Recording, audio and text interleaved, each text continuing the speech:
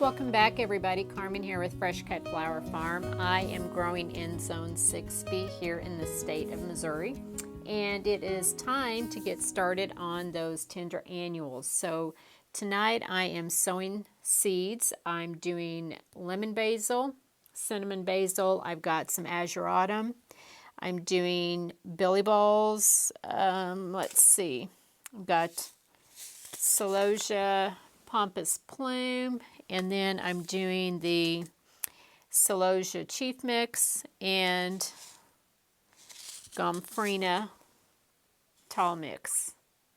So I start almost all of my seeds in soil blocks. I really like the soil block method just because it saves room. Sunflower seeds though I do in 1/28, and if you can see them right there. I started some last night. I actually did a video for you last night, and when I went to edit it today, no sound. So, but I'll do another sunflower video. So that's actually my second succession of sunflowers. I started some white night and sunfills 2 weeks ago because I wanted to try and hit Mother's Day. So we'll see. I don't know if they'll make it or not, but if I can keep them alive. But yeah, so okay. So let's get started.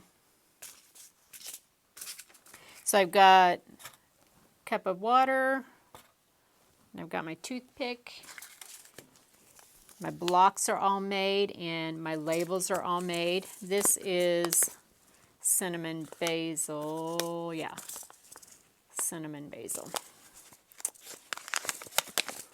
Okay, and you can see the basil seeds. They're pretty small. Oh, there's one on my finger.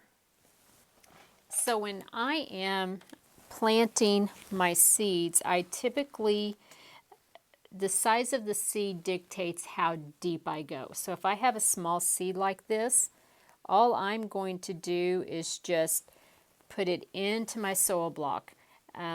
I might sprinkle with vermiculite if I have some, but I'm not going to cover it up. I might take, with my toothpick, just kind of go back over it a little bit with the toothpick, but I do not want very much soil covering this small seed because this is all the energy that seed has to emerge through that soil. So small seed, a little bit of energy. Big seed, they've got lots of energy, so your bigger seeds, usually you will cover those. As a general rule, I'm sure there's some exceptions to it, but for the most part, I found that holds true for me. The basil makes a great filler for your bouquets. Last year, people would stop by my booth at the farmer's market and just stick their head in the bouquets because they smelled so good, and it was all because of the basils. The basils can be a little hard to hydrate, and so you want to make sure that you're cutting them first thing in the morning. I typically cut when I get home, usually on Thursday and Friday nights. But I think this year I will harvest the basils about 4 o'clock in the morning on Thursday and Friday. And then I got some quick dip for that very purpose, so I think that will help. Basils are also a good beginner flower if you're new to seed starting because they typically germinate pretty easily.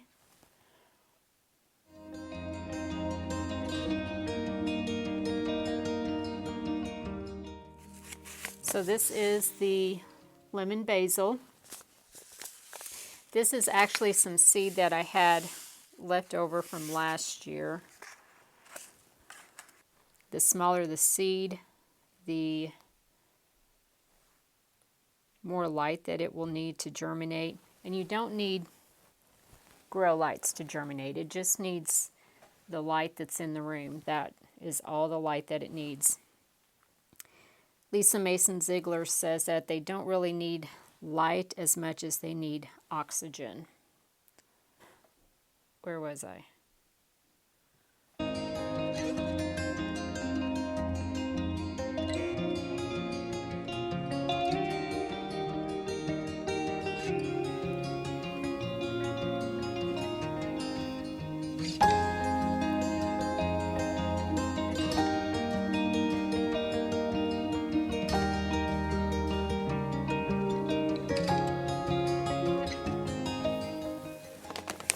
So I think I'm going to put a little bit of vermiculite on that.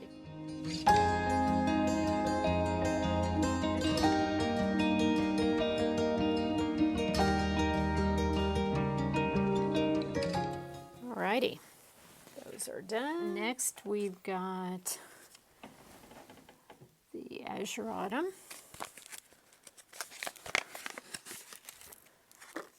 Again, these are super tiny, so I will just surface sow these.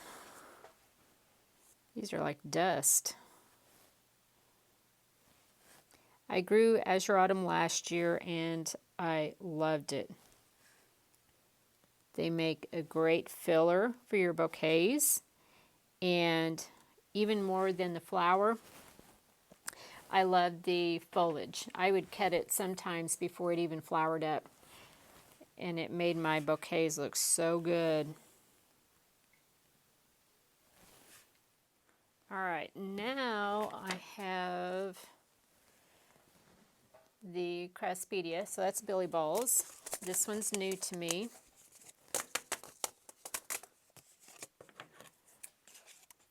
From what I understand, Billy Balls is actually a cool season flower, but I did not get around to doing it this year, so early enough, so we're doing it now. And these are coated, so they're yellow, and they're stuck in my package. What is the deal? I think the coating is making them stick to the inside of the package. All right, going in. So these I'll plant just a wee bit deeper. They've got the coating on them. And then I'll cover with a little bit of vermiculite. But I think these are a super cool looking flower. And one thing I do need to look up is whether or not they are a cut and come again flower. If you've grown the Billy Balls before, let me know. Fungus gnat already.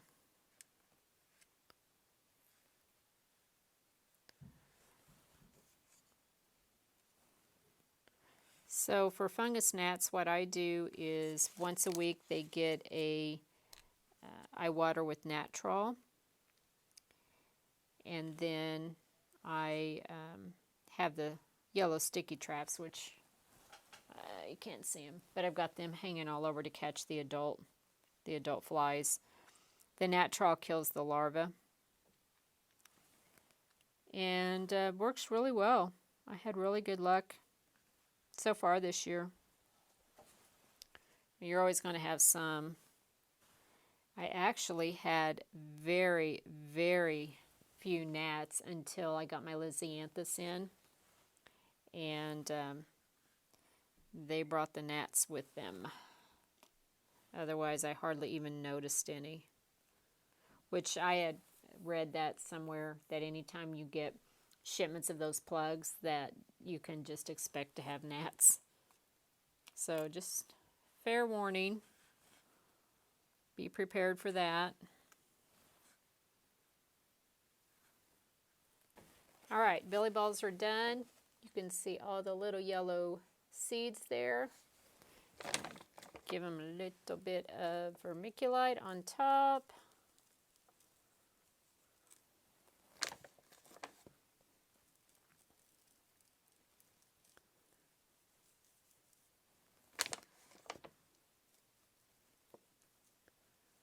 And I'm kind of willy-nilly on the vermiculite use.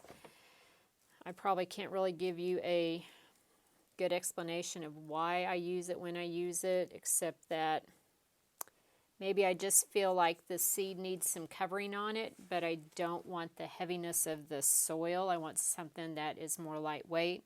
So in that instance, I'll use the vermiculite. So next we have the Celosia pompous plume. This is another one that I grew last year. Liked it. Looks great in bouquets.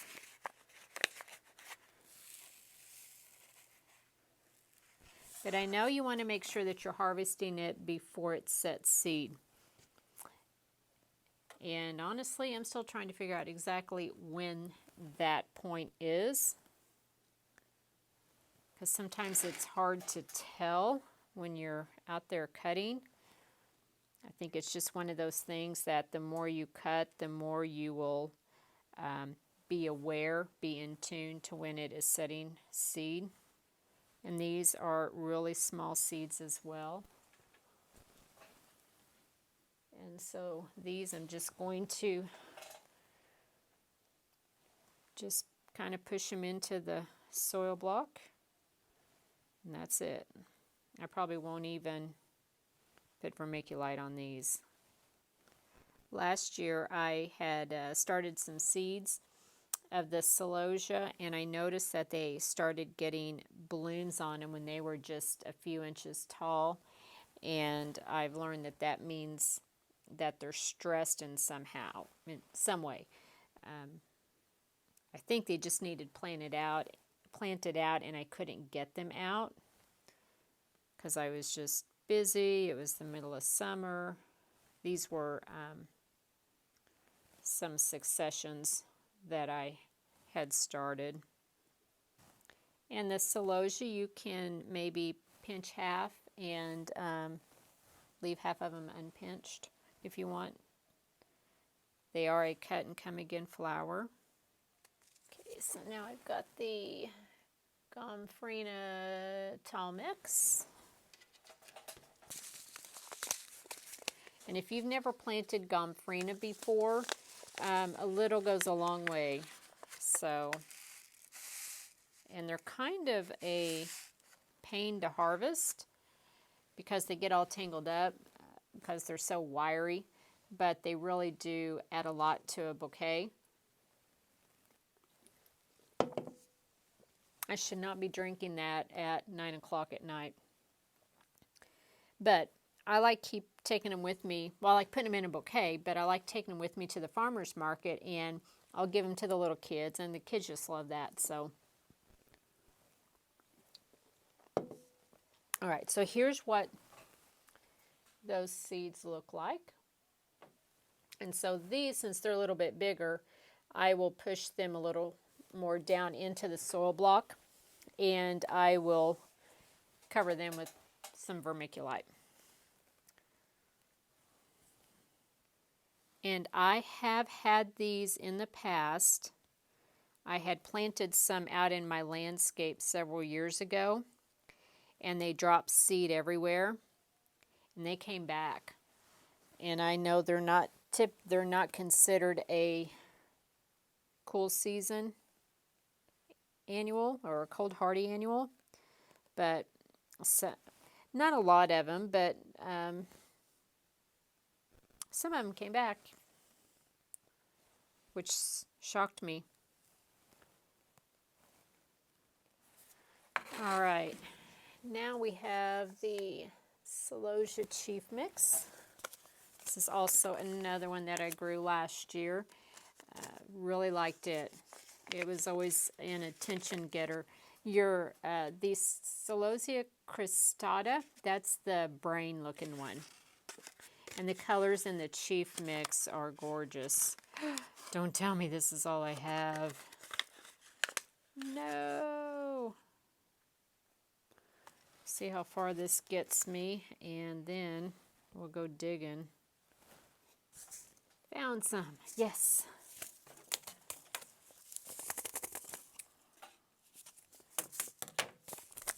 it down there.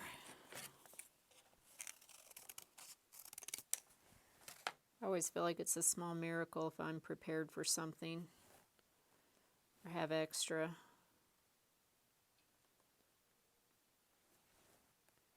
It's kind of like when you go to Walmart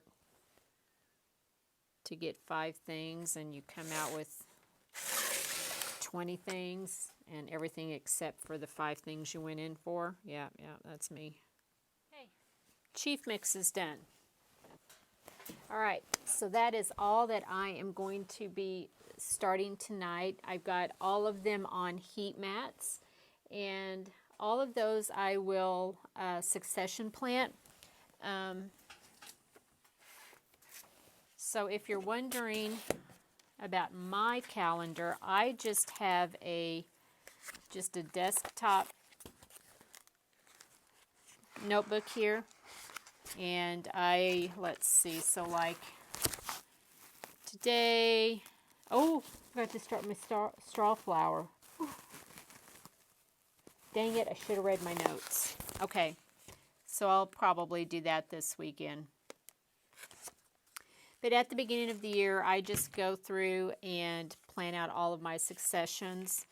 Usually sunflowers every 1 to 2 weeks, all the other flowers 2 to 3 weeks up until, so like my last frost date is October, mid-October. And so if I have a flower that is 100 days to maturity, then I want to count back 100 days, and that would be the last succession of that plant that I would do. And so that's how I figure out my successions. I also have a handout that Lisa Mason Ziegler had on one of her videos she did, and I want to say this was from last year, so I can't even reference that video to you. She did like I think it was a Facebook Live maybe. I don't remember. I'm sure if you go back to her Facebook page or, man, I wish I could remember. If I find it, I will put a link to it. But it has a chart there of how often to succession plant. That was, I believe it's given me maybe by Dave Dowling. So if I find that, I will put that in there. Otherwise, you can go back and maybe go to her website or her Facebook page and find that information. But yeah, I just do it on this. I know some people do like a whole spreadsheet. Some people do big calendars, wall calendars. I do this so I can take it with me, like to work. And, if I happen to think of something, I can make note of it. Or on my lunch hour, I can sit and, make any plans, make any notes that I need to make. So that's why I use this particular method. So, well, that is it for this video. A few things coming up. I've got the sunflowers. I'll give you an update on those. Like I said, that is my second succession down there. The first one I did on the 7th. And we have a look at, they're outside now. I've got my Lysianthus out there as well. And it has been raining for the past couple of days and supposed to rain tomorrow, but they're covered, so they're protected from it.